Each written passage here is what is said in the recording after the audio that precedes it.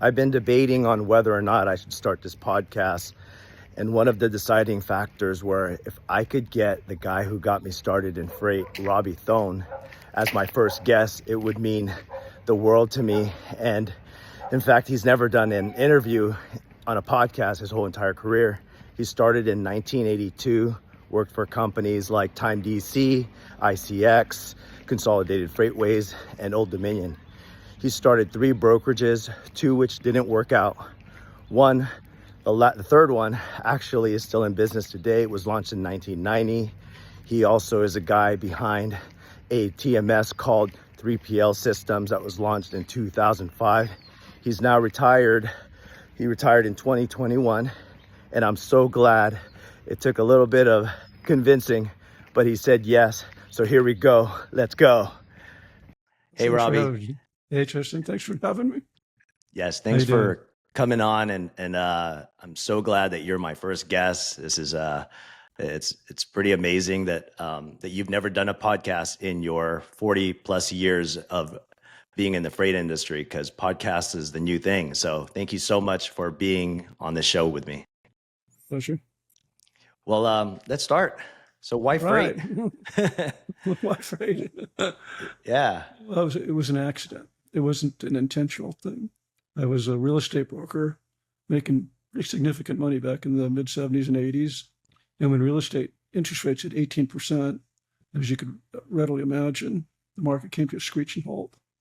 So I went through a good part of my little nest egg and decided, you need to get a job. So I have an identical twin brother that was a kind of a well-known LTL carrier. And I ended up getting a job based upon his reputation. That was in 1982. Wow. I mean, these are some big companies. I actually looked up Time DC and ICX and Consolidated Freightways. Kudos to you for having a twin brother that's probably been that helped you get a job. That's really cool. So, I mean, talk about your first brokerage that you started right after you left Consolidated Freightways. What was that transition like going into your first brokerage, and then what made you think you could do it? It's kind of interesting. I wasn't interested in doing it. I planned to go back in real estate. Interest rates didn't come down that much, so the real estate market was not viable. And I loved my boss. He loved me. I was the golden boy. And he started getting a little bit unkind. And I have authority issues. So he said something to me that he said something, and he hung up on me. I don't like being hung up on. I don't think anybody does.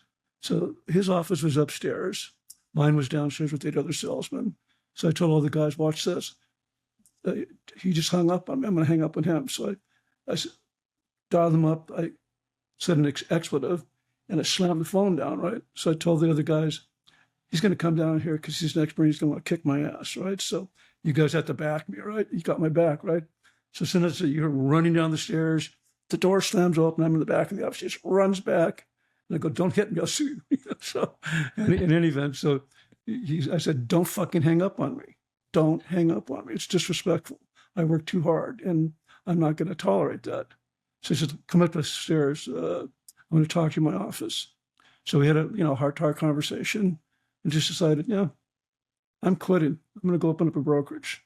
It was spontaneous. There wasn't any thought that was given to it. Just real estate, you match buyers and sellers. You might do a deal or 2 a month. And I thought, if I could do 100 deals a month, I could make a pretty good living, right?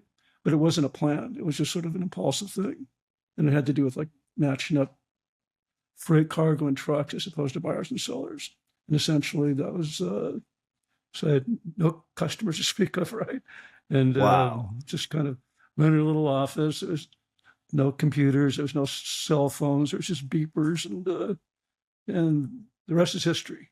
It worked out. Well, I mean, 1985, from what I know historically, that brokers were hated back then. And that's you 3 years into the business. And I get that you don't like authority, but man, you only had 3 years experience, and you started a brokerage in an environment where brokers were hated. Tell me, how did you get over that? Because that's insane with only 3 years of experience and with a twin brother who is also, what did he say when you went to tell the guy to F off, basically?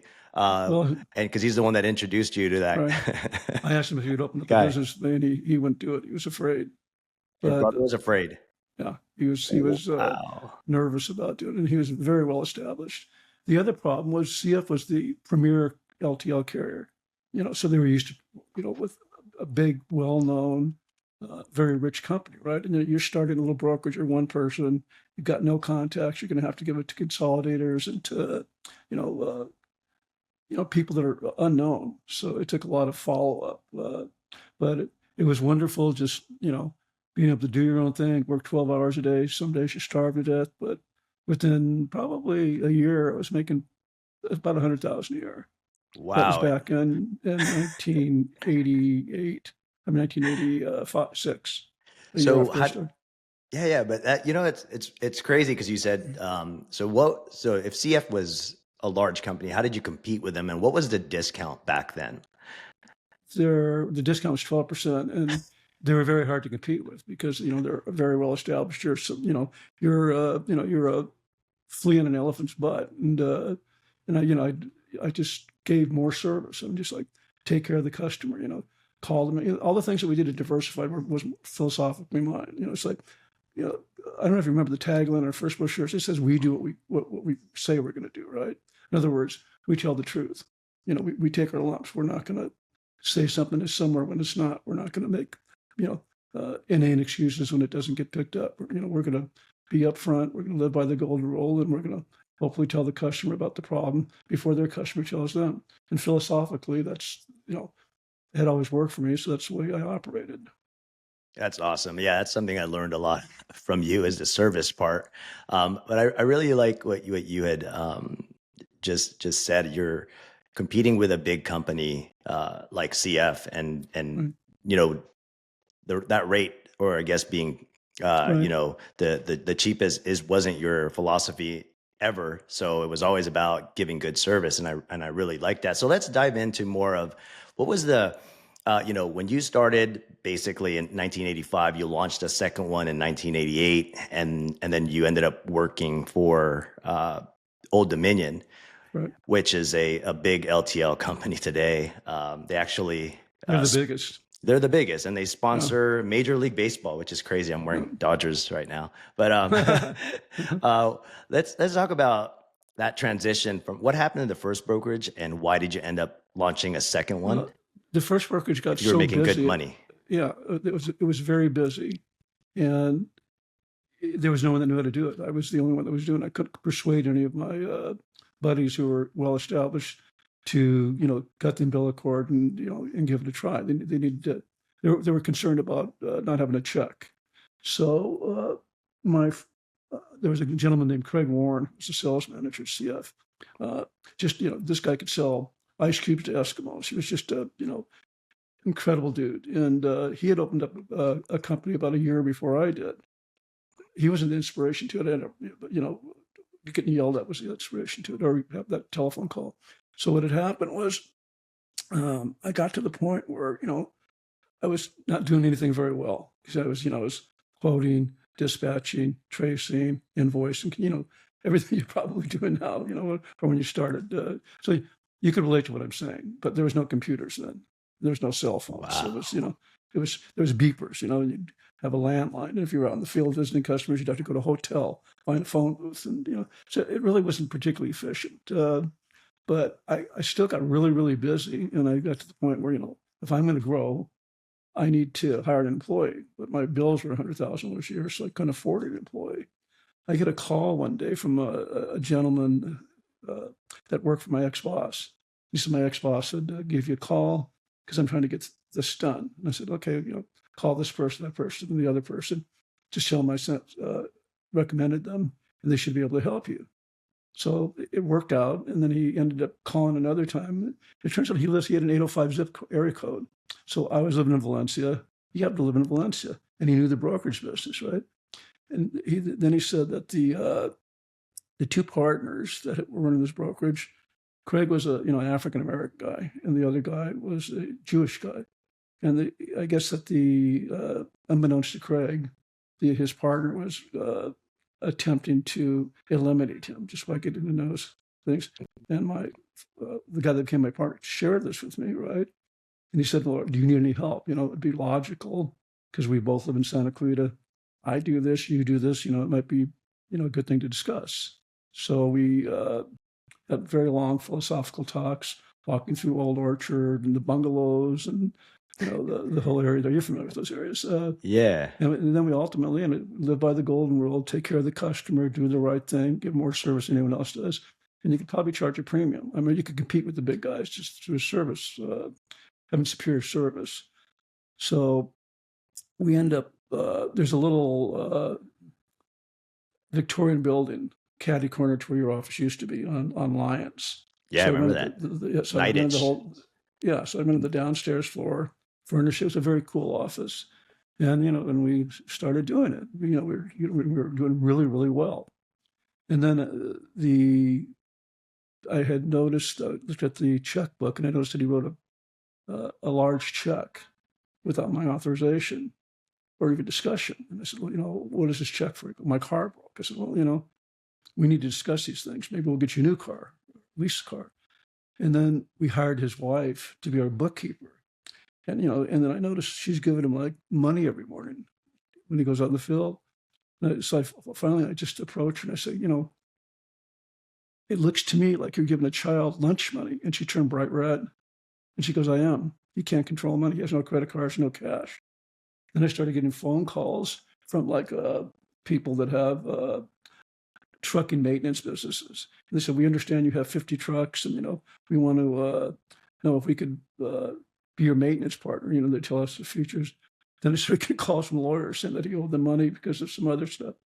Then I started getting nervous. And I thought, it's like, if this is the character of the guy, do I want to be in a long-term relationship with him? And quite frankly, I didn't.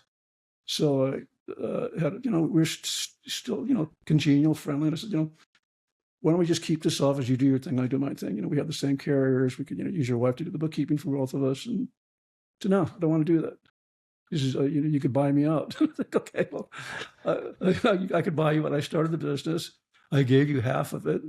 And my lawyer neighbor said, "Don't ever get even half. Just keep control, 51%. I said, "No, if I don't think this is going to work, I'm not going to do it, period, right? I'm showing my commitment by giving 50%. Mistake." Wow. So, I mean, you've always been a giver, man. yeah. So I could see how you are super successful just by giving things away. And in this case, you gave 50% of your company. So this was the second brokerage that you had That was in, the first one. oh, wow. That's what, so then you started in 1988, the second one. Yes. Um, and how did that go? Cause you ended up, Yeah. you ended Oh, up leaving that one really quick and ended up yeah. working at Old Dominion. Is this another giving? Yeah. Well, sort of. I mean, so what had happened was it got, I wanted to be friends. And he said, "We'll buy my interest." Why should I buy your interest when I gave it to you, right? Money in the bank was mine. The office was mine. And you keep your customers, I keep mine. That's fine. And then I had a lawyer that lived next door to me, and he said, "I told you shouldn't give him 50%. Don't rub it in my face, dude." It's like, and so one day I go to the office. He's locked me out of the office. I can't get in my office. I'm on the lease. I can't get in, right? And, he's not returning phone calls. I go to get my check. There's no check. I go to the bank to withdraw money. He's taking my name off of the checking account. For those of you who don't know, if you and I are in business together, you run the checking account I am. If I just submit a new signature authorization without your name on it, you can't write checks. Wow. So that was kind of a weird ending. Yeah. I mean, so what made you start the second one? So, I mean, Well, obviously we know why. yeah. But so the second one started, but Yeah. you did that, What had really happened was quickly as well. his wife and his sister-in-law, her sister-in-law worked with us, and his sister-in-law was a deal maker. So if I could make the phone ring, she could make the deal. She's incredible, right? And then when this whole thing ended, I got locked out, taken out the checking account. She said, "It's like I choose you over my family. And if you can open up another business, I'm going to go with you. I don't want to stay with them because they're snakes and they're immoral, right?" And so, What about your Wow. family? It's a Jewish family, right? She goes, I don't care. They're not good people. And, so, this lady that was just a deal maker, right? So we opened a new office up in the Fijian Suites up by the golf course, not far from your current office. It was cool. I was going out and making the phone ring. And at that time, unfortunately, she had a boyfriend after a recent divorce, and he broke up with her, and she turned into this like incredibly emotional crybaby. So I'd make the phone ring, and instead of making the deal, she'd start crying and say, "My boyfriend just broke up with me." I'm not taking the salary. I'm paying her $3,000 a month, right? And plus the rent and insurance and cars, etc. So after about, I don't know, it was like 6 months. I said, I'm running out of cash. I felt terrible that alienated yourself and your family to work with me, but this isn't working. I can go get a job, so you can keep the business, you can keep all the furniture, and I'll keep the customer, and I'll just call and stuff, and on the side, you could pay me a commission. So that's how the second one ended after 6 months. And you It went to wasn't go get a content. job for Old Dominion. Man, Yeah, you're such a go-giver. I have to I admire that about you, as you've always just given, no matter how, that's two right now. I mean, that's actually three people. Your CF manager, your right, first brokerage, and right, your second brokerage all right, ended up with you just, walking away from really bad deals. And right. you give and ended up working at Old Dominion. So tell me about how it was from being now a business owner times two, then having to Right, go work for the biggest company that's today, which is Old Dominion, right. It was and having a awesome. job, like having Yeah, a job from like right. being an entrepreneur to having a job again. It wasn't like having a job because the guy that hired me let me do what I wanted to do. He knew that I have good deal making skills. Old Dominion was brand new, and they're running sleeper teams from the south to the west. This was a new market. So they'd send a team here on a Friday, they'd get here on a Sunday, and they'd have empty trucks going back. So it was like being a broker. It's like you start calling all kinds of customers. We'll give you 20 feet for $800, right? When normally it would cost 3,000. So we had to fill the trucks until we got established. So it was kind of like working for an LTL carrier, but I mean, it's funny, like being a broker, but you were actually working for an LTL carrier that was functioning like a broker because they didn't have freight. So it was actually an incredible experience. I absolutely loved that job.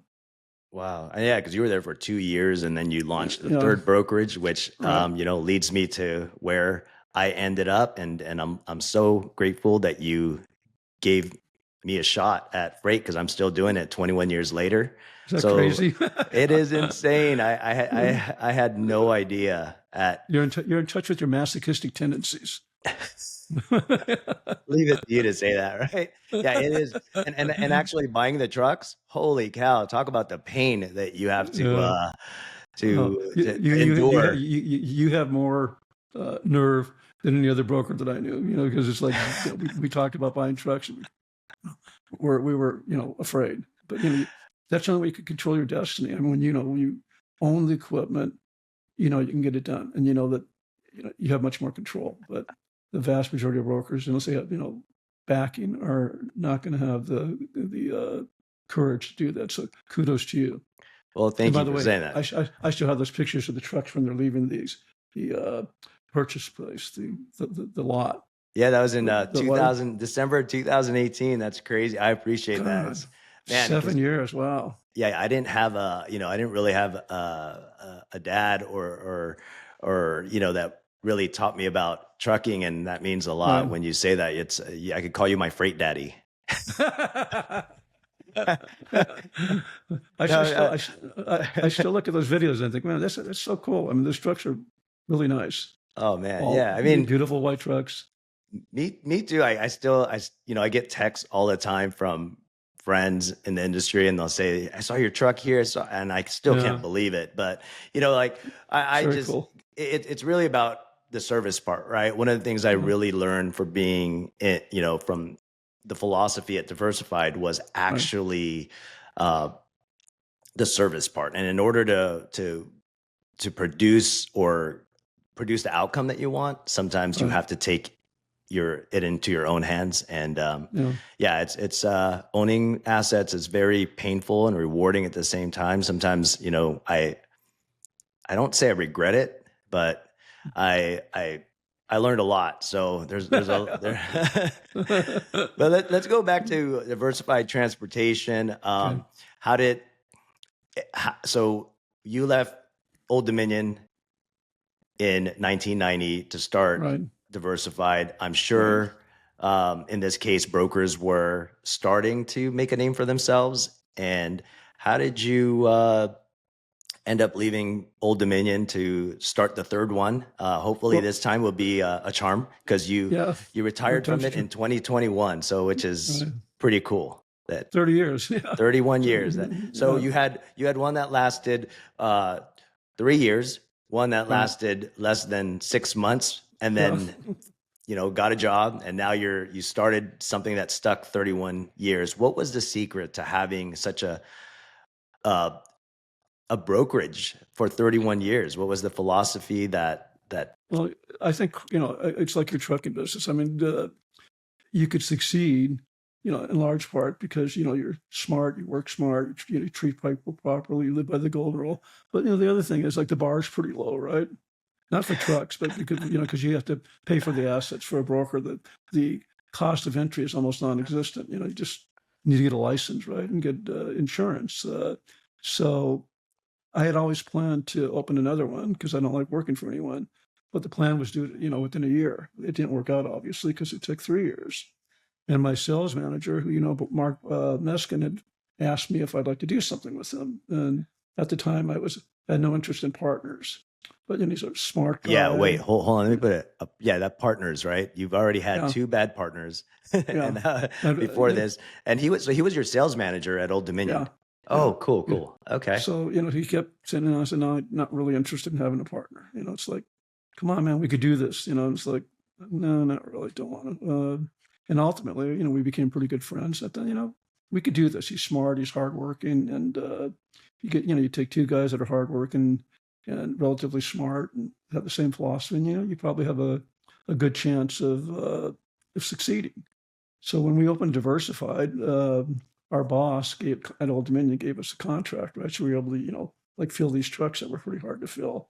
But in those days, if you wanted to get a contract with the big guys, they just weren't available. You had to use, like consolidators. All the consolidators I worked with, they're no longer here. They all failed. And USC Freight Forwarders, International Freight Express, Federal Shippers Association, great little companies. They can survive. So they're all gone.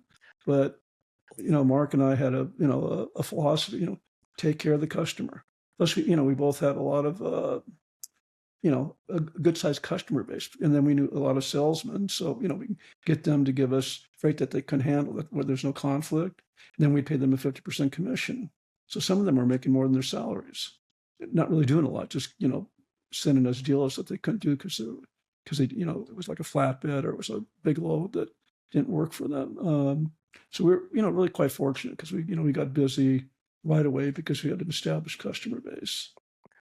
So was it a lot easier back then to start a brokerage in the 1990s than it is today? I mean, I feel like everyone's trying to sell tech and Right, platform and over right, service. Like I think they forgot about right, service. And and as I were talking, I'm hearing you say there was a low bar. There was a lot of service that you had. That's one of your biggest values is service. And using trucks back then that were teaming up with real capacity partners, and that you were able to sell capacity that Old Dominion couldn't. You're an agent recruiter before agencies were a thing, so you took sales right. reps. I mean, were they still working at their other jobs and Yeah, just giving you guys, and so they were just making money off of things that no conflict. We wouldn't take anything that no conflicted. conflicts? In other words, if it was a shipment in an area that they serviced, if they wanted to give it to us, we wouldn't take it. We're not going to have a conflict with Old Dominion because you want to give us something to make money that they can do. Just we're not going to do that. And and we got really really busy, relatively quickly, which was kind of nice. And you have growing pains. It's like you need to do this. You're working. That because you've opened a couple of businesses. You're working like 60, 70 hours a week routinely. You're going in on Saturdays and Sundays to do all the invoice, which is quite boring but required. And we also had, a couple customers that gave us, I had a Filipino woman, Marie, that was running a company called, gosh, the name escapes me, Monaco Alloys, downtown Los Angeles. And she really liked us, right? And she knew we were starting, and she had more contacts for trucks than we'd ever have, right? So I call her, and she'd say, "Here's the deal, here's the competitive price." And I said, "I can't meet that price, And she goes, "Well, just call him." Like, I can't call him if he's your carrier, right? It's like, I don't feel comfortable. She says, "Just call him." No, I'm not going to do that, right? So she would give us, you know, leads for other trucking companies that we use with customers, right? And then she would, they would prepay an ad, right? So if the salesman sold the deal and it had $5,000 for freight, and I told her we could do it for 4,000. She says, "Oh, the lowest competitive price is 5,000. Can you do it for 5,000?" Well, yes, we could certainly do that. Thank you. And then she would pay us the next day. So we get paid in Wow. 24 hours, right? And it wasn't like she was cheating her company because the owner of her place was like, like mega rich, I mean, just incredibly wealthy. And she was running the place. So we were very fortunate. We had, people like Marie that just, we had a company called BG Industries, same thing. I mean, she'd pay us in, 72 hours. So we were really, really fortunate. I mean, we had a really good start. We hit critical mass pretty quick. Then we had two customers that essentially allowed us to operate without having to use credit lines and then, and I give Mark a lot of credit too, because Mark, he has like a sixth sense in terms of credit. And it's like in the 30 years that we were there, we never used a credit line. We always were able to operate using internal cash flow. And that's almost unheard of for a company that's $30 million a year. Yeah, no, what's crazy is you say that the world takes care of you as far as the customers that you run into. Right. Like those are dream customers because I never understood. I remember getting mad at all the all the credit declines I would get at Diversified, Right. and as a new rep, you want everything Right. that comes into when you're cold calling and Yeah. someone actually takes that bait. Yeah. You're like, yes, I get it, and then it's not, they're not credit approved. And something I Yeah. didn't learn until having my own business is, Yeah. gosh, Now you get it. I get it, man. I used to get upset by, oh, I just made 100 calls a day, and then as soon as I get one, you decline the credit, right? So Oh, it's, God, well, it's I horrible. remember those days, but now I understand, and Yeah. I feel how responsibility does matter because in today's world of Right. just hyper growth, Yeah. there's a lot of businesses that are basically not sustainable. The money that comes in is either by VC or it's just Right. robbing Peter to pay Paul. There's really no Yeah. sustainable system. It's just all about revenue, revenue, revenue, revenue. Yeah. Yeah. And in order to be a 31-year business like yourself, I think service and being a responsible business owner in terms of Right. the customers that you take on. So it sounds like you guys were blessed in that you had great customers and great paying customers. We Yeah. had great salesmen, great customers, great staff. So, but none of this by accident. You hire the right people. You don't use a carrier that's going to like tell you that it's in Arizona. I'm telling you, it's in Texas when it's in Arizona. And you learn. I mean, it's like, you learn, who you could trust and who you can't. And then if you treat people well, like in the first couple of companies, these people, there were no names, right? But I made friends with the people that did the load planning. And if he told me, "Robbie, it's going to get there, it's going to get there." In other words, he was going to create a problem with me. He knew that I was, a good person. I'd take him out to lunch like once a month, and I'd always appreciate him. I appreciate that. So most of my stuff went pretty smoothly after having 10,000 bad experiences. I finally, Yeah, well, it sounds like all the still the same problems today, right? Trust is a big issue yeah, in trucking. So what do you think about uh just trucking today where it's completely um almost like they want to take the digitized. human. Yeah, there's a lot of digital brokering and hyper Yeah, growth and taking the human right. out. Yeah. What do you feel about where freight's I coming or freight is going yeah. or trucking? Yeah. Well, I mean, apparently, it's going exactly where you said. It's getting digitized. I mean, it's like they're trying to eliminate the human element, right? But I don't know about you, but I'm just like, if someone, you call a big company and you have an issue, right? And then a recording comes on instead of a person, and then, you get transferred 4 times and you get hung up on, right? I talk to people that have small businesses pretty regularly. A lot of them, like yourself, are people that were former diversified salespeople that open their own businesses.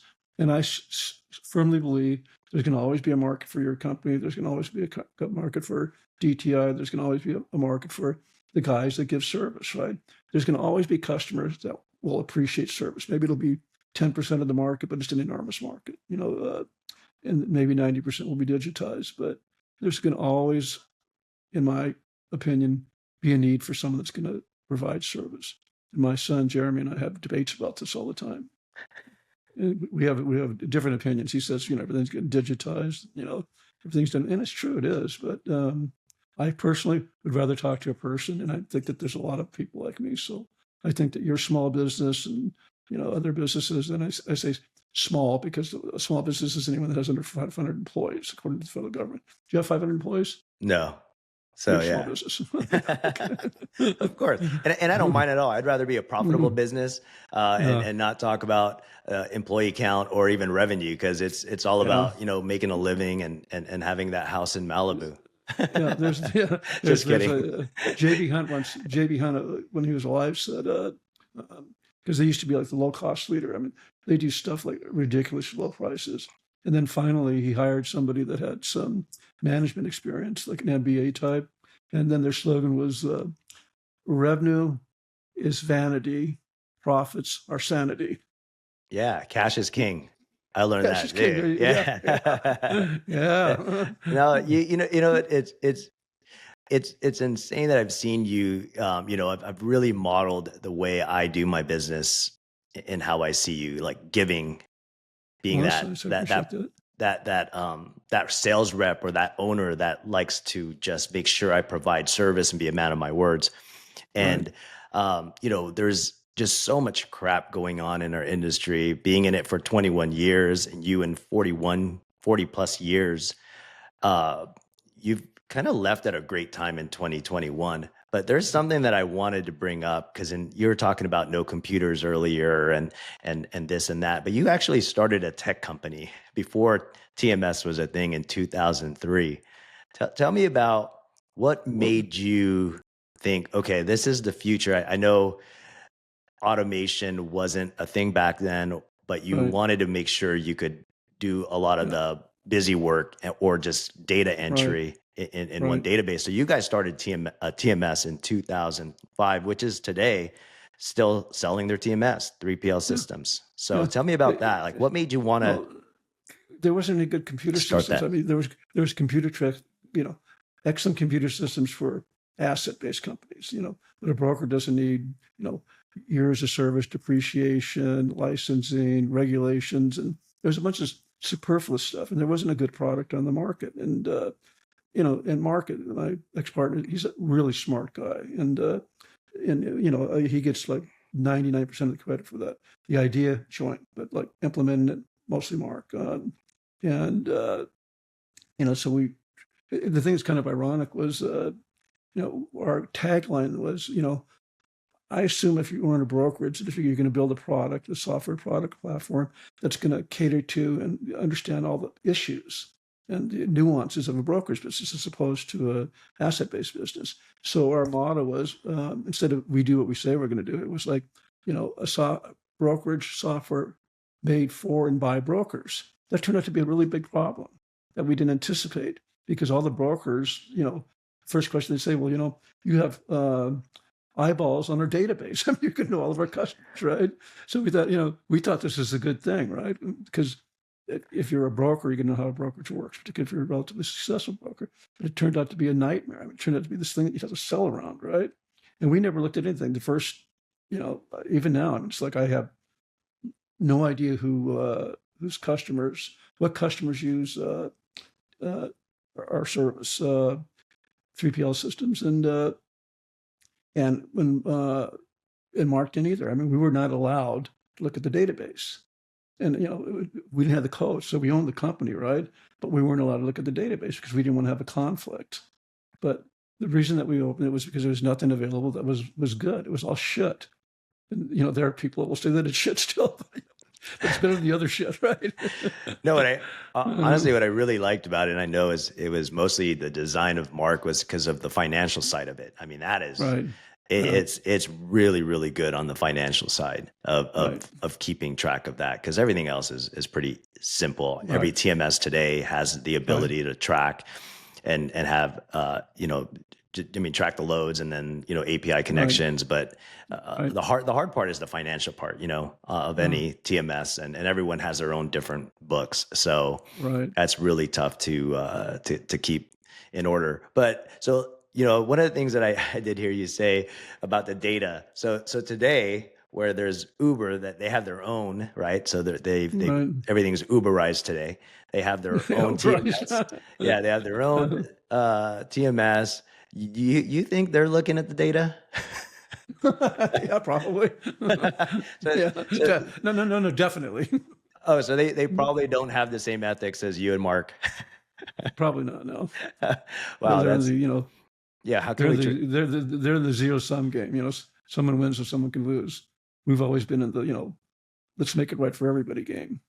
Yeah, no, that's one of the things I take from you. And I mean, I'd rather be a person of honor and have a small company than a big company that does a lot of shady stuff. And I mean, you're proof of it. I really like what you have built in the last 40 years. I mean, it looks like you've gone through a lot of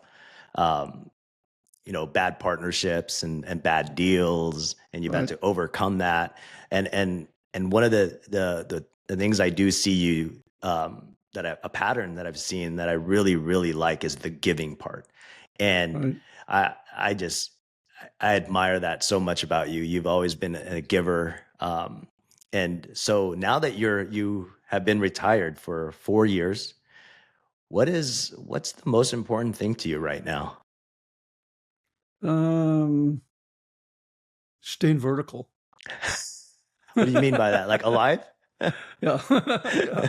It's like when you get up in the morning, hey, you're still here, dude. Congratulations, you made it another day, right? No, oh, that's awesome. I love my grandchildren. I just get a lot of pleasure out of being able to watch them, hang out with them. As a matter of fact, my daughter just invited me to go to Europe with them on her treat, for 17 days. And they took me to Iceland last year, and they took me to Europe again last year. So now, it's reciprocal. I mean, it's coming back to me, which is. Let me tell you a quick story though that happened when we first opened Diversified, and this has to do with giving too. Back in the day, someone would call and you'd say, well, I want half the commission, right? If I give you the truck, I never operated that way. If I could help somebody, I'd always be willing to help them. So there's a guy named Chris Vaughn that had started a brokerage company back in the early '80s, right? And he had no contact. He just got sick of working for somebody. And he would call me and he said, can you give me the name of someone that could do this, that, or the other, right? And he would call regularly. And I'd always give him sources to get us done, stuff. And he'd always be very, very grateful, right? And then our largest customer at the time was BG Industries. And I mean, they essentially kept the doors open for this couple of years. They were a really, really small company, but very, very busy for a small company. And I get a call from Penny Bartlett, who was the manager of BG Industries. And she said,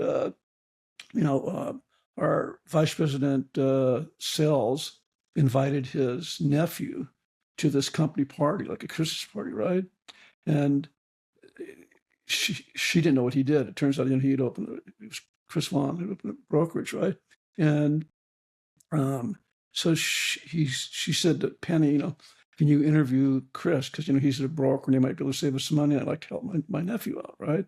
So she's interviewing him, and he says, "Who do what carriers he used?" And she tells her the carriers that she uses, and who do you use for this? Who do you use for that? Who does your brokerage thing? And she said, "Well, Diversified Transportation Services. Robby Thone does all of our brokerage." And he goes, "Not interested. Robby has helped me so much. I would never take business from him." And he walked away. Wow, which is pretty cool. That was a pretty cool story, right? And this is a shitload of business. It's probably like 20, 30,000 a month in profits. Yeah, today that will never happen. He could. Well, I could do it for $1 less than Robby. Or That I could do it for a nickel less than Robby. Yeah, It's let's like, just race to the bottom. It's such a fun race, right? yeah, yeah, that's right. Uh, Can you do it for 99 cents instead of $1? yeah, because what is when you left in 2021? What is the discount? Because it was 12% in It was, I 1988. was, I was worked. I was knocked indoors. I go out with the sales guys. The sales guys are anchored to the desk. I go in to visit their customers on their behalf, like out of state guys and local guys, and and I bring pastries, yik yak, and try to get business for our sales guys. And and it's like when I left, I mean, I was running into people that had lamps, right? A 200,000 square foot warehouse, and they sell lamps. That's shit freight. It's got poor density. It's subject to damage. Not a lot of theft, but I mean, it's like it's a terrible product. And the last big company that I spoke with prior to leaving, they had a exception rate from like 500, class 500 to class 60, a 85% discount, and then if they had certain revenue thresholds, they would send them like 2% of whatever the revenue. It's like, and Wow. my twin brother, who's always been incredibly successful but incredibly humble, he's he never toots his own horn, but this guy, everybody hates knocking on doors. He loves knocking on doors. And in the old days, if you knocked on 10 doors, he'd get one lead, and then the lead may turn into a customer, right? And 5 years ago, we'd be knocking on doors together. You could knock on 100 doors and get 0 leads. And if it was a really big company, they wouldn't even give you a business card for whoever the contact was. So it's gotten, and that's part of digitization. I think it's gotten really, really, really hard. I mean, I was always a relatively decent sales guy, and I'm tenacious, and I don't give up. I mean, it's like I've knocked on doors for companies for 5 years. Right, started out like once a week, and then that didn't work after 6 months, twice a month. It didn't work for 6 months, once a month. Then, put it on a quarterly basis. But I've had people call me after 5 years, right, of knocking on the door and say, we're going to give you a chance because the other guy just screwed something up, right? So, I think that tenacity is really important. Yeah, no, I mean, I watched you and Bobby. I remember when I first started at Diversified, I would meet you at the parking lot, and you would have boxes of Krispy Kreme donuts, and you would Yeah. say, "Give this to your customers," and anytime they want to go eat, let me know, and you would take me out with them to go have Yeah. lunch, and that was one of the you were like the real closer back then, while I was just handing out your donuts. and It's and funny. I remember Bobby. What is he used to have these? What were the was it Rugulas, rugula? rugulas. Yeah. And is he still doing that to this day? Yeah. And Yeah. he's He still still is the knocking on same. doors. Yep. Wow. And He but works. he's He works part time and makes like twice as much, probably 3 to 5 times more than a salaried salesman makes full time. Why is that? because He he's gives service. he He gives gives service. service. Yeah. He takes care of them. It's like, it's crazy. And even in this crazy market, he's still doing, twice what an LTL salesman salary is part time. And Yeah. before the market depression, it was 4 times that. Well, what do you think? I mean, now I know now why you never did full truckloads. You always stayed away from FTLs because Yeah. that's literally a race to the bottom. Um, Yeah. Yeah. and I mean, because you I'm picked sorry, go ahead. LTL, like Diversified has been, I think, 90% LTL, and Yep. occasionally we'd have great customers that are saying, "Hey, I have this full truckload." I don't know why I ended up doing FTL. I should have stayed in the LTL game. But why Uh, why LTL over full truckloads? What's the Well, first of all, that was our experience. Secondly, we never had a good experience with the truckload carrier. It's like even a guy that would own like 50 or 100 trucks, you talk to the owner, right? And, it's like they'd always, decorate the truth. I mean, it's like they were allergic to telling the truth. It's like, just tell me how it is, man. I have to tell my customers every time you tell me a fib, I tell them a fib, not knowing it's a fib, then I look like I have egg in my face. Like, you don't tell the truth. And we tell the truth, the good, the bad, and the ugly. So, and our background was LTL. And the other thing is, on a truckload back in the day, you take a race to the bottom. I mean, it was like 80, 90 cents a mile, right? And you'd have to tie up, like if you're doing transcontinental stuff, you'd maybe say $25 a shipment. Diversified was doing like 5 to 7 to 8,000 shipments a month. I mean, so if you were doing all truckload, we would have been like a $350 million business, and we'd be making less than we were making LTL. You could get a 1,000-pound LTL shipment that's class 85 with the 55 exception rate and a 75% discount, and you can make more on a $1,000 investment than you could in a $3,000 investment. So, and you're not going to get spread out. And if you give someone 100 loads in a month at 3,000 and they go bankrupt on you, you're bankrupt. So we're just, I guess you could say that we're fiscally conservative, and it just didn't make sense to us. Wow. Although LTL is much more complicated because you got all, the rules, the regulations, and, visible capacity rules, and, and all that kind of stuff that makes And it not. and everyone loves the accessorials and the rebills. Yeah, exactly. And now they have dimensioning machines, so they don't even have to measure them. Just stick them to the machine, automation, right? They'll send you a supplemental bill. And there's shippers that still think they could get away with shipping at a lower class. Yeah. But, and this is another thing too, Mark and I used to talk about this constantly, if we know there's going to be an issue, we bring it to the shipper's attention. If they want to roll the dice and do something that's going to get them in trouble, like a low density roll, we've told them, and we'll document it, right? So if you get a supplemental bill from us, you made the decision to ship it against our advice, right? But the carriers, I mean, they don't give you a call and say, you have 5 pallets, 1 pallet 6 inches over, the minimum length for full visible capacity. So instead of getting class 70, you're going to get class 900 if there was such a thing with no discount, and you're going to get, you're just going to be the slow boat to China. And when you look at that, how uncustomer service oriented is the industry is, right? Think about it. I mean, it's like, that's why you're successful, because you take care of your drivers, you take care of your customers, you take care of your equipment, and those are the things that that are going to drive your success. Yeah, there is such a low bar right now. Not just right now. There's always been a low bar. Yeah, well, that's good to hear, because I mean, there's a problem that tech never solved. Then, right? The low bar. I mean, trust is something that they can't even solve today. No matter how much tech that's been given to us as tools, it seems like it hasn't served, really served us well as an industry. Because you're talking about not being able to trust carriers back in 1980s and 1990s. I mean, it's still the same problem today. And the difference today is, the one good thing for technology is at least they have tracking, right? It's like they can't tell you the truck's in Texas when it's in Arizona, because you could see where it is, right? Oh yeah, you can. You just have to have some developer somewhere across the globe making an exception to that code, and it looks like it's down the street. Just like the dispatchers that we used to call. The truck is around the corner. Right. I remember one of the things I learned most about what you said is just it's almost like eat the frog, right? Tell the customer what's going on right away. And you used to extract the truth from dispatchers. You would say something, look, I have a baseball game to go to. Let me know if the driver is going to get there on time. Right.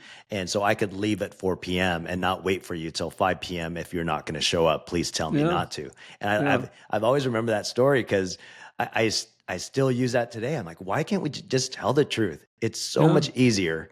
And for some reason, I think the world of freight, it's because it's being ran all over it's not even ran in the US anymore. There's so many, everyone's selling some sort of, what do you call those, VAs? And they're all over the world. And so they're not, the human part of our business is gone. And I just, love hearing a story like yourself, because history keeps repeating itself.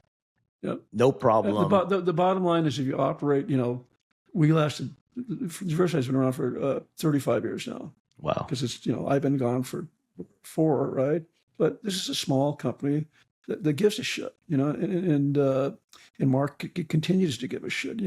So the company's doing well, and but it's not because we're looking to be the biggest. We're looking to be the best, and the other thing, quite frankly, is that if you're a salesperson, salespeople, a lot of them have what I call ostrich disease.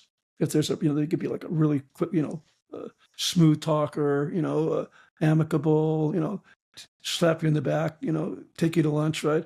but that there's a problem. They get ostrich disease. They're scaredy cats. They don't want to like deal with the problems, so they bury their head in the sand, right? And I would say to these guys, it's like you don't call them back when there's a problem. They're going to want to thump you on the head, right? You don't call them back in the second, they're going to want to break your friggin' finger, right?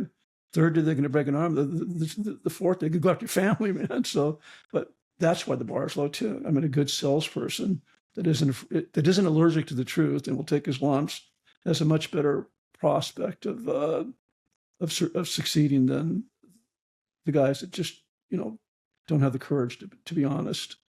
No, and I love what you said about Diversified, being a small company and being successful.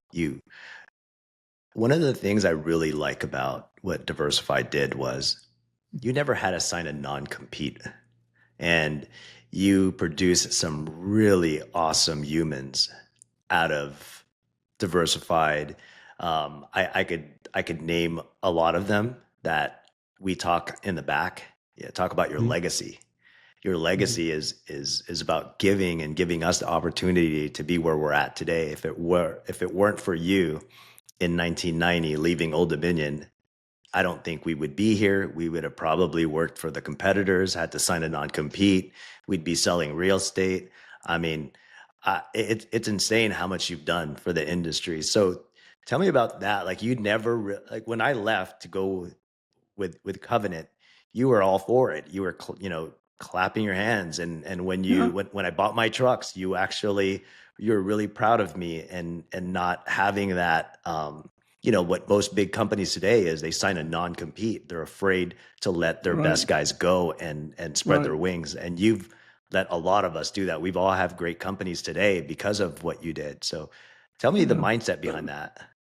I get excited when people make money. I got excited when, Steve Savigny left and, bought DTI, and I actually facilitated that. I love Steve, by the way. He's one of my customers today. Yeah, I love Steve too. He's a really successful broker, right? You took off. You're a really successful broker. BOA took off. They're really super successful. And Ferdy and CJ took off, and they're really successful. So it's kind of nice. Buster and Ryan times two. Buster and Ryan, yeah.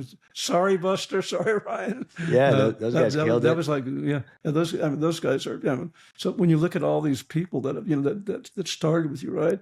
That took off, and all of them, many of them are like multi-millionaires right now, and they've got these great little companies, and that's part of the legacy too. Even if Diversified were to close, right? Look at these cool companies that were established by people that were to Diversified, where they got their start. And that's really gratifying. That's really fulfilling. And I brag about everybody too, because I'm a bragger. I brag about you. I brag about Buster. I brag about Steve. I brag about Matt and Walter. I brag about Ferdy and CJ. I'm a big bragger. No, I mean, you should. I mean, you took people with you. I think that's a really good way to a philosophy in business is you take people with you. The outcome is so much bigger and better. And that's true legacy, right? Like, and it shows in everything you've done. I've admired that so much. And, let's go back to going to Europe for 17 days, because we're going to close this thing out. And I just want to get to the personal part of everything, after all these years of giving, and you're now, getting into that age of where you just want to do nothing and hang out with your family and your grandkids. Where in Europe are you going? I think that she's going to be going to Paris, to Italy, to Copenhagen, and to some beach city in Spain. Wow, you're just a babysitter is really what you're going to do. Yeah, it's funny because I just told her that. I said, "You're inviting me to watch the kids." There's actually going to be 2 families, right? And then there's going to be 4 kids. And so I said, this looks like altruism, but this is to get the old man to babysit, so you guys can go take off at night, and that's okay with me. Are you going to bring a book with you? Because you of course. Yes. So that's I one always thing. have a book with me. That's one thing I've learned from you. You're so for everyone that's listening right now, Robby's the reason why I talk about reading 10 pages a day. And Robby, can you just let's leave with that. Why 10 pages a day? No, it's not overwhelming. It doesn't seem like a lot, but if you read 10 pages a day, there's 365 days in a year. There's 3,600 pages. There's 200 page average books. You read 18 books a year just by doing 10 pages a day. The other thing is, once you get old, when you will, trust me, if you read 20 minutes a day and if you walk 20 minutes a day, the chance of getting dementia is about 30% less. So I'm not interested in being like one of these old guys that are sitting around not knowing anyone and drooling all over himself. So I read 10 pages a day and I walk about 5 miles a day. Jeremy's been beating me lately. He's walking like 10 to 15 miles a day. Wow. But I mean, it doesn't help when you're eating all those pies, though. Every time I call Jeremy, you're eating. That's why I could eat them, because I walk 10,000 steps a day. Otherwise, I'd look like Jeremy. That's awesome. If all that walking is not helping him at all. He's still like he's 3 months pregnant. But that's okay. Well, what's funny is, thank you so much for recording your first podcast. You don't know how much this means to me. I kept telling Jeremy, I got to get him before he leaves to Europe. Let's get this thing done. Because I did hear you were going to leave the country, but I didn't know you were going to be babysitting. Well, that's actually that's another trip. This other one was just happened today. That's the second European trip. Oh wow! And that one of the quick things you talk about working hard. Okay, you work 60-hour weeks for 50 years, and then you think, what am I going to do when I no longer work? And what I found out is I'm really goddamn good at doing nothing. Well, there's no more meetings, no more emails. I don't even look at email anymore. It just gets my blood pressure high looking at them. So it's a good thing. Well, Robby, dude, thank you so much for doing this. I really appreciate it. And now I could go on and record more. This means a lot to me for you being on this show. And I appreciate the invite, and hope that people find it entertaining. Yeah, no, it's gonna be fun. Well, thanks so much, Robby.